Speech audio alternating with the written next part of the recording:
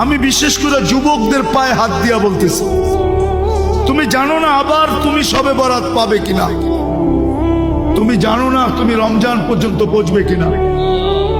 আমিও জানি না যে আমি রমজান পর্যন্ত পৌঁছবে কিনা, আমিও জানি না আগামী 1 বছর পরে শবে বরাত পাবো কিনা। আজকের রাত্রটা হলো কালার রাত্র, নিজেকে রঙিন করো।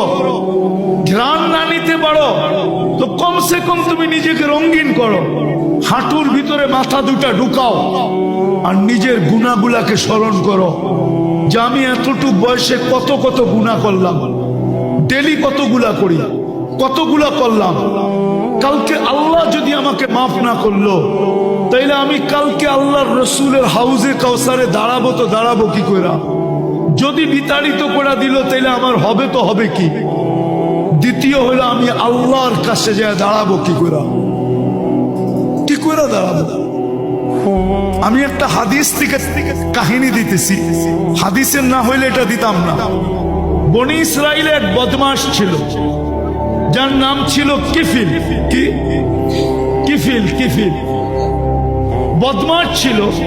সে প্রতি রাত্রে জিনার পিছনে বর্তমান টাকায় 50 থেকে 60 লক্ষ টাকা খরচ করে, আর এটা তার নেশা ছিল। আল্লাহ তাকে এত টাকা দিছিলেন যে পাহাড় পর্যন্ত তার টাকার সামনে হার মানত। একদিন এক মেয়েকে নিয়ে আসছে, তো কামরার ভিতরে ঢুকায় বলতেছে আমি প্রস্তুতি নিয়ে আসতেছি। যখন নিয়ে আসছে প্রস্তুতি, তো দেখে মেয়ে অজরে কাঁদতেছে। তো বলতেছে ওই মেয়ে কাঁদিস কেন? আমি তো তোকে টাকা দিয়ে নিয়ে আসলাম, তুই নিজেই আমার হাতে ধরা দিলি, আমি তো তোকে জোর করে আনি নাই। তো মেয়ে বলতেছিল শোন কিফিল, আমি বাজারি মেয়ে না, আর এটা আমার পেশাও না, যে কোনো বিপদের কারণে আমি তোর হাতে ধরা দিতে বাধ্য হয়েছি। কিন্তু কাঁদি কেন জানিস? কালকে এই চেহারাটা আল্লাহকে কি করে দেখাবো? এতটুকু কথা তীর মারলে মনে হয় কিফিলের দিলে এত জোরে লাগতো না, এতটুকু কথা এত জোরে লাগছে। কিফিল একটা চিৎকার দিয়ে মাটিতে পড়ে গেছে, বলছে বোন, একদিনে তোর এই অবস্থা, এখন পর্যন্ত কর্ম তো ঘটে নাই। নিয়ে আসছি বটে, কর্ম তো ঘটে নাই, তাই তোর এই অবস্থা, কালকে আমার কি হবে?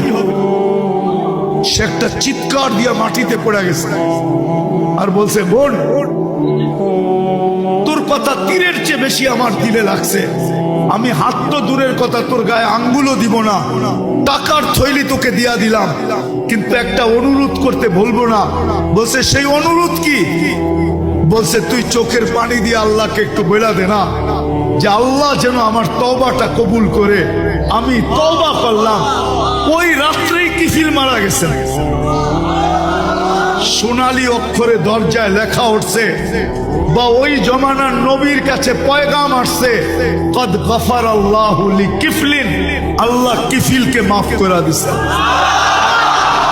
আজকের রাত্রটা হলো ওই রঙিন করার রাত্র,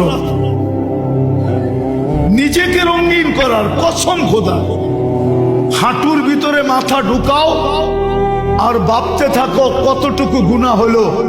হইতে পারে 3টার যে কোনো একটা ঘটতে পারে তোমার সাথে। ভাবতে ভাবতে ভাবতে ভাবতে যে আমি কালকে আল্লাহ আল্লাহ রসুলকে এই চেহারাটা কি করে দেখাবো।